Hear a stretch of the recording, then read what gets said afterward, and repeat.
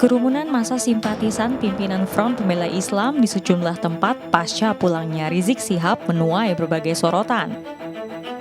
Mulai dari penjemputan di bandara, acara ceramah di berbagai pesantren di Jakarta dan Bogor, dan puncaknya yakni pernikahan putri keempat Rizik Syihab sekaligus acara Maulid Nabi di kawasan Petamburan, Jakarta Pusat. Sejumlah aparatur pemerintah dimintai keterangan, termasuk Gubernur Anies Baswedan. Lebih dari 9 jam Anies Baswedan jalani pemeriksaan di Polda Metro Jaya. Anies menyampaikan telah mengklarifikasi 33 pertanyaan yang ditanyakan aparat kepolisian. Jawaban tersebut dilampirkan dalam laporan 23 halaman. Sementara Polda Metro Jaya Rabu siang ini telah menjadwalkan pemeriksaan terhadap 6 saksi dari pihak Rizik Syihab. Di antaranya Ketua Panitia dan saksi nikah putri Rizik Syihab. Saya tadi telah selesai memenuhi undangan untuk memberikan klarifikasi dan prosesnya berjalan dengan baik. Kemudian ada 33 pertanyaan yang tadi disampaikan menjadi sebuah laporan sepanjang 23 halaman. Sorotan terkait pelanggaran protokol kesehatan dalam acara pernikahan Putri Rizik Syihab juga datang dari Menko Maritim dan Investasi Luhut Binsar Panjaitan. Luhut menyayangkan kepada sejumlah pejabat negara yang ikutan hadir dan tidak membubarkan kerumunan massa. Sama kita, sehingga seperti di Jakarta kita sangat menyayangkan bahwa terjadi kerumunan-kerumunan yang tidak baik, dan disayangkan juga pejabat ada yang hadir dalam kerumunan itu dan juga tidak karantin. Saya kembali dari Yunan 3 minggu yang lalu, 1 minggu saya karantin sebelum saya melakukan kegiatan yang lain. Nah, begitu juga nanti nih balik dari Amerika, kami ada juga prosedur harus karantina. Jadi saya pikir tidak boleh ada dispensasi pada siapapun yang balik. Di sisi lain, banyak pihak menilai pemanggilan terhadap Gubernur DKI Jakarta tidaklah tepat. Kini kita akan bahas lengkapnya dalam Indonesia Bicara.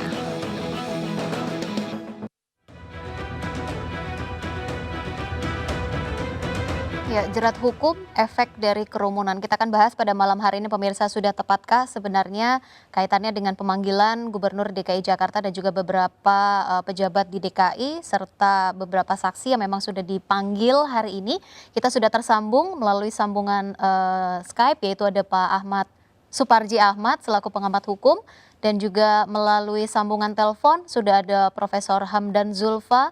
Selamat malam Bapak-bapak. Malam. Baik, Pak Suparji, di sini ada Pak Hamdan. Pak Hamdan, sudah ada Pak Suparji juga bergabung bersama kita. Kita akan berdiskusi kaitannya dengan jerat hukum dari efek kerumunan. Saya ke Pak Hamdan terlebih dahulu. Di beberapa media sempat disebutkan bahwa pemanggilan Gubernur DKI Jakarta dan juga penyematan pasal, dugaan pasal kaitannya dengan karantina tidak tepat kalau menurut Anda. Apa alasannya Pak Hamdan? Memang pasal 93 itu sulit kalau bagi pelanggar PSBB. Pelanggar PSBB? Ya, sebenarnya pasal itu lebih dikhususkan pada pelanggaran terhadap karantina pintu masuk, ya karantina wilayah. Ya. Tapi sebenarnya tidak ke PSBB. Kenapa? Ya. Kalau ke PSBB itu kan pembatasan sosial berskala besar, pembatasan dalam acara keagamaan, ya. Apalagi di masa transisi ya, jadi beda lagi definisinya. Kemudian pembatasan kegiatan sekolah, perkantoran, yang lebih spesifik lagi pembatasan dalam arti harus pakai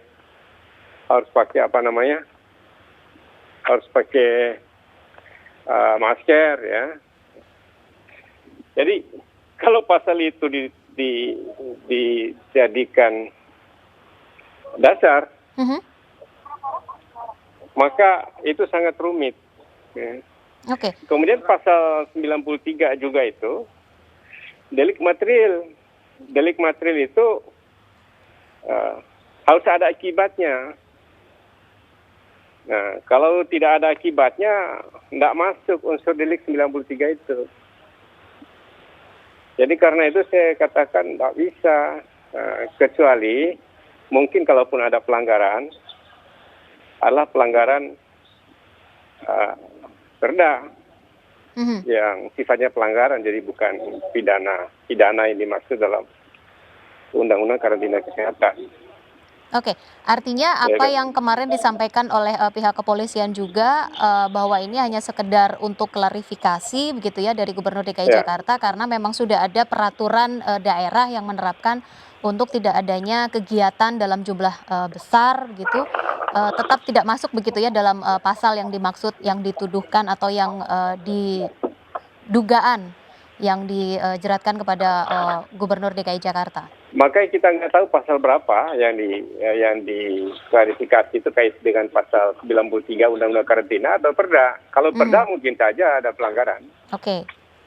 Kalau Perda artinya masih bisa masuk begitu ya dalam ranah hukum untuk pemanggilan ini. Tapi kalau untuk pasal 93 tidak bisa begitu ya dikenakan. Mungkin saja ya. Ya pasti tidak bisa kalau pasal 93. Kalau Perda masih sangat mungkin karena Perda itu kan bisa juga panitianya yang kena. Ya, karena kalau perseorangan misalnya gara-gara tidak pakai masker atau duduk berdekatan, ya, maka berapa ribu orang yang harus dibawa. Jadi biasanya ke panitianya, harusnya ke panitia atau korporasi istilah di sana itu di undang-undang itu. Baik, apakah memang ada kaitan sebenarnya pemanggilan ini juga dikatakan sebagai pemanggilan yang mengada-ada gitu Pak Hamdan? Ya bagi saya sih normal-normal aja lah, minta klarifikasi, namanya aja klarifikasi.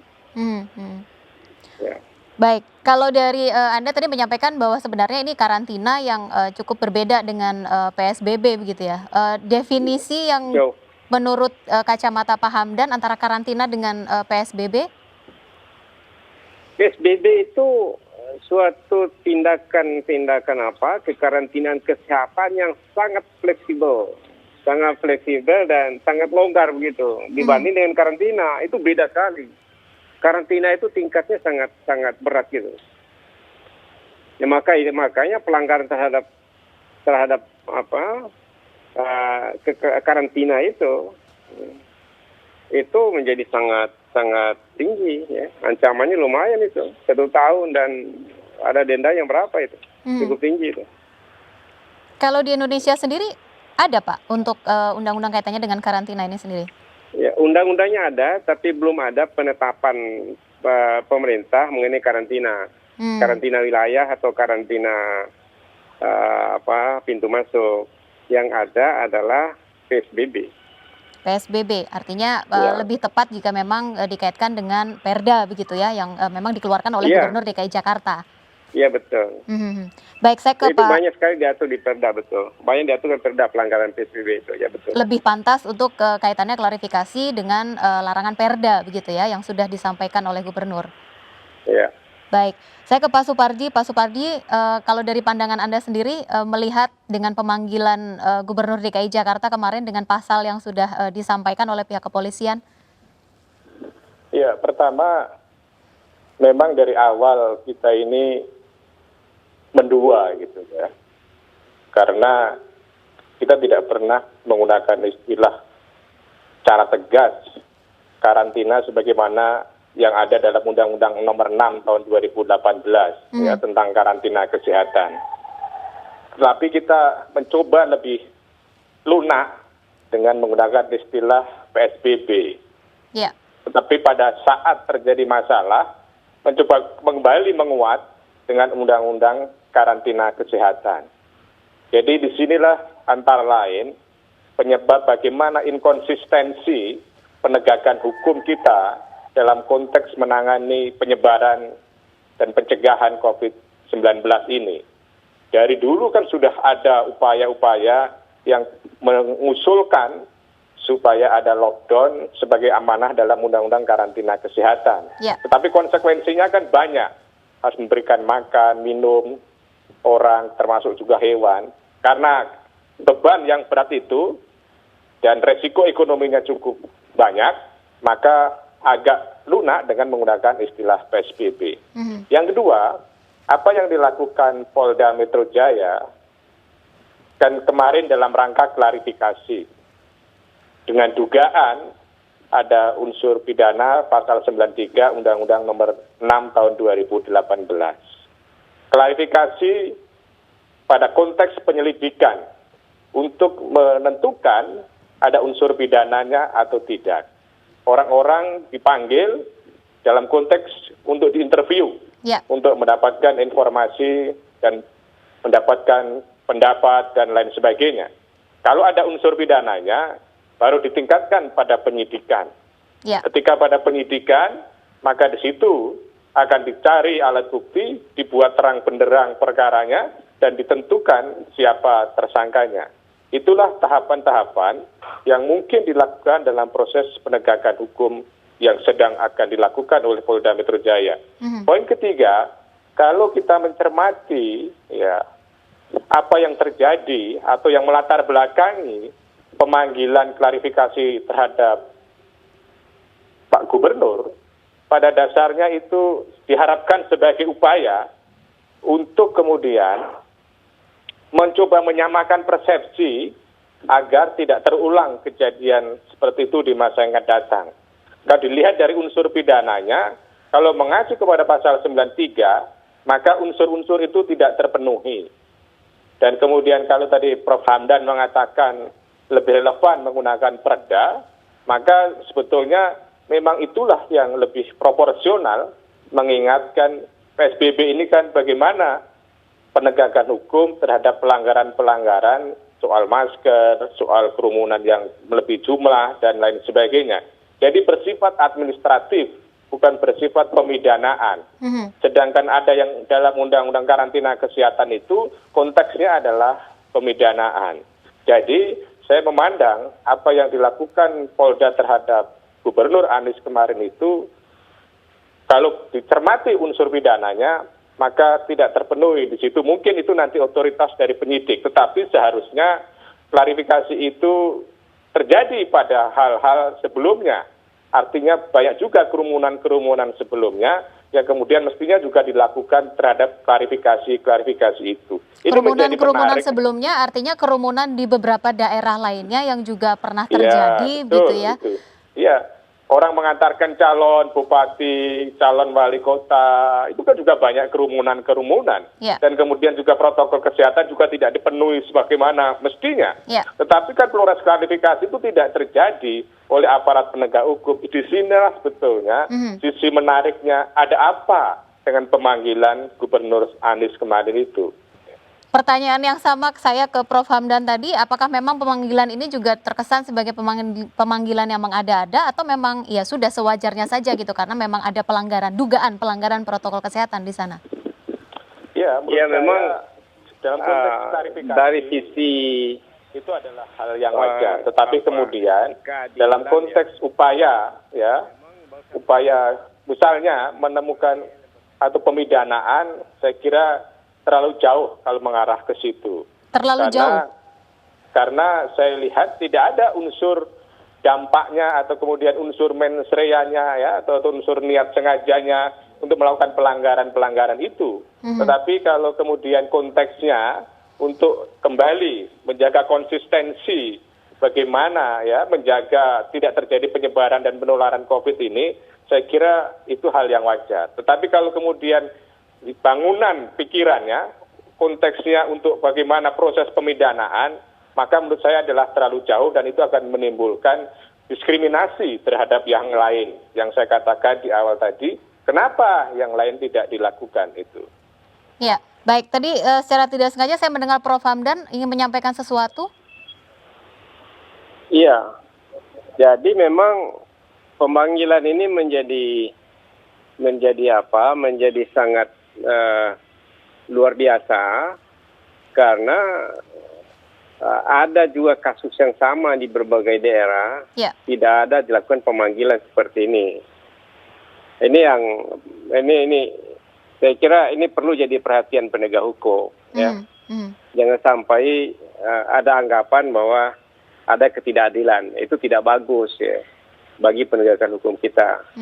Kemudian yang kedua, kalau hanya sekedar klarifikasi, jangan sampai kasus ini akan terulang. Langkah bersama gubernur dan kepolisian dan aparat pemerintah daerah, termasuk penegak hukum daerah, itu nggak masalah, itu bagus-bagus saja karena memang pelanggaran kasus seperti tidak boleh dibiarkan dalam masa PSBB begitu. Baik, cukup menarik tadi Bapak-Bapak dikatakan ada contoh lain begitu ya di daerah lain yang juga punya kasus yang hampir serupa begitu. Di kepolisian kemarin juga sudah dicopot 2 petinggi daerahnya begitu ya di jajaran kepolisian, tapi hanya 1 kepala daerah ini yang sedang diklarifikasi.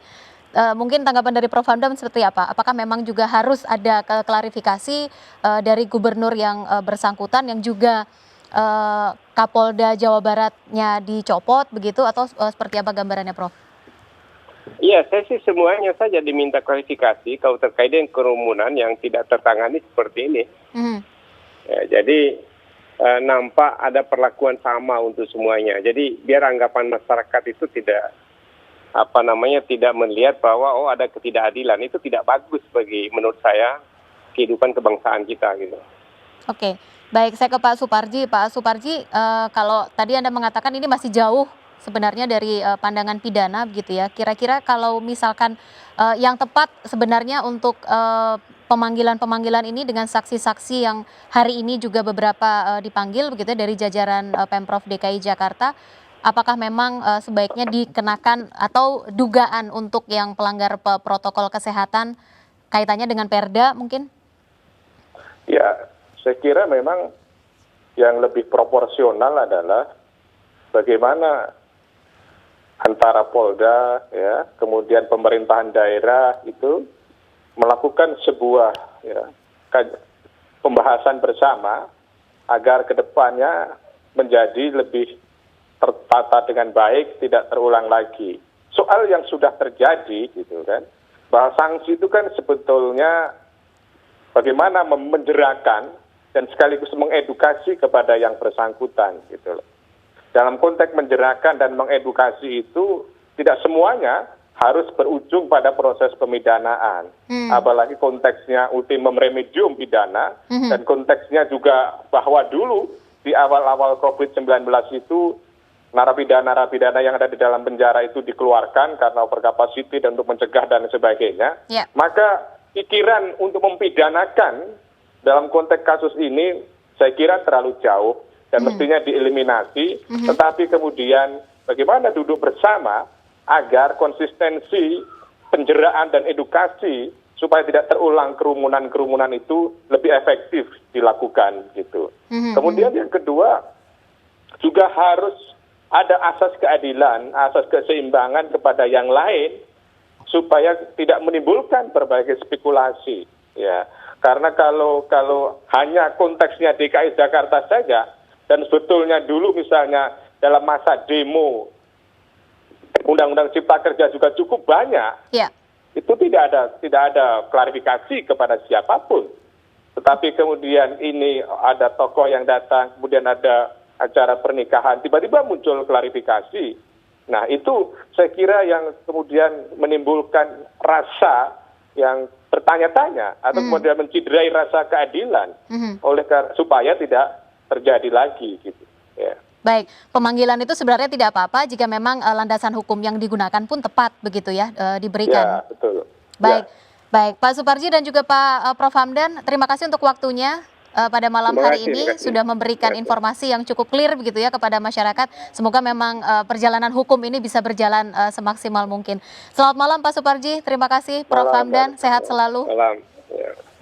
Baik pemirsa, perbincangan ini masih akan kami lanjutkan kembali di Indonesia Bicara sesaat lagi.